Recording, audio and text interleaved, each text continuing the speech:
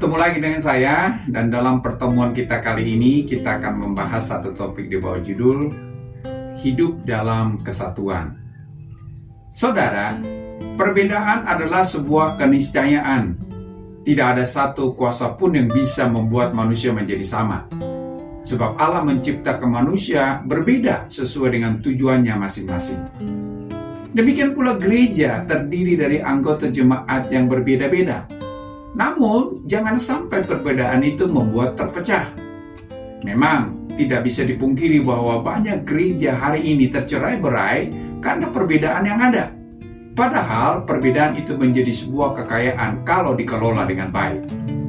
Saudara, cara mengelola perbedaan yang ada dalam gereja adalah bahwa perbedaan itu harus disatukan, sehingga menghasilkan kekuatan dalam memenuhi rencana Allah bagi gerejanya. Apakah usaha yang harus kita lakukan agar kesatuan itu terwujud? Yang pertama adalah kita harus sadar bahwa kita berbeda. Dalam 1 Korintus pasal 12 ayat 12 berkata, "Karena sama seperti tubuh itu satu dan anggota-anggotanya banyak, dan segala anggota itu sekalipun banyak merupakan satu tubuh, demikian pula Kristus." Saudara, kesatuan hanya bisa diupayakan dengan kesadaran bahwa masing-masing kita berbeda. Perbedaan itu diumpamakan seperti tubuh kita sendiri. Ada tangan, kaki, telinga, dan lain sebagainya. Ada orang Yahudi, ada orang Yunani. Semua itu menunjukkan bahwa kita berbeda. Karena kita berbeda, itulah sebabnya perlu disatukan. Kesadaran bahwa kita berbeda menimbulkan kebutuhan untuk disatukan. Tanpa kita sadar bahwa kita berbeda, maka tidak akan ada urgensinya untuk disatukan. Tetapi kalau kita sadar bahwa memang kita berbeda, maka kita memerlukan untuk disatukan. Saudara, satu langkah awal untuk bisa bersatu adalah setiap kita yang berbeda ini harus dibaptis ke dalam satu tubuh Kristus lewat iman kepada Kristus. Kesatuan itu tidak akan bisa apabila kita belum dicangkokkan ke dalam tubuh Kristus. Itulah sebabnya setiap kita harus melalui proses itu, dan tanpa itu kita akan tercerai-berai. Upaya ini hanya bisa dilakukan oleh Allah melalui Roh Kudus-Nya.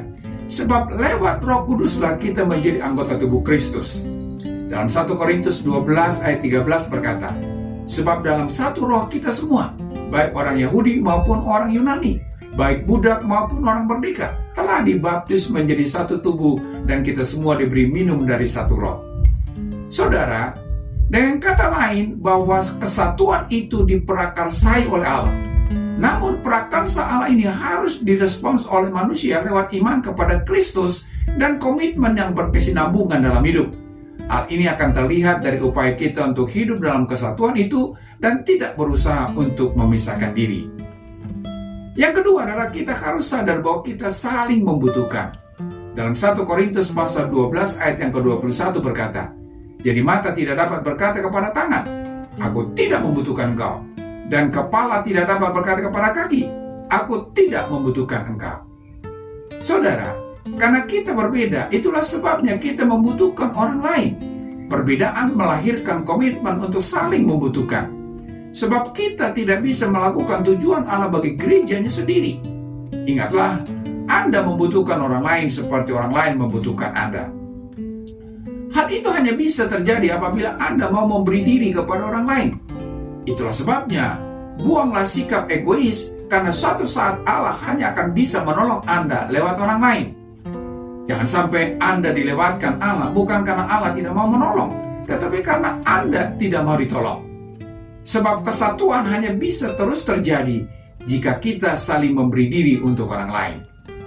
Saudara, siapapun Anda dan apapun latar belakang Anda, ingatlah bahwa Anda dibutuhkan di gereja Anda. Lakukanlah sesuatu yang bisa Anda lakukan, karena untuk itulah Anda ada di gereja dan menjadi bagian yang tak terpisahkan. Berilah diri Anda untuk dipakai oleh Tuhan untuk menolong orang lain, sehingga tujuannya tercapai bagi gerejanya. Yang ketiga adalah kita harus sadar bahwa kita harus berfungsi. Dalam 1 Korintus 12 ayat yang ke-28 berkata, "Dan Allah telah menetapkan beberapa orang dalam jemaat.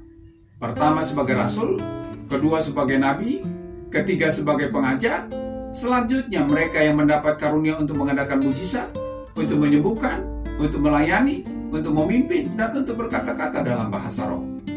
Saudara, Allah mengaruniakan pemberian-pemberian kepada jemaat, apapun itu bentuknya, dan menjadi apapun kita dalam perbedaan itu, tujuannya adalah agar kita berfungsi.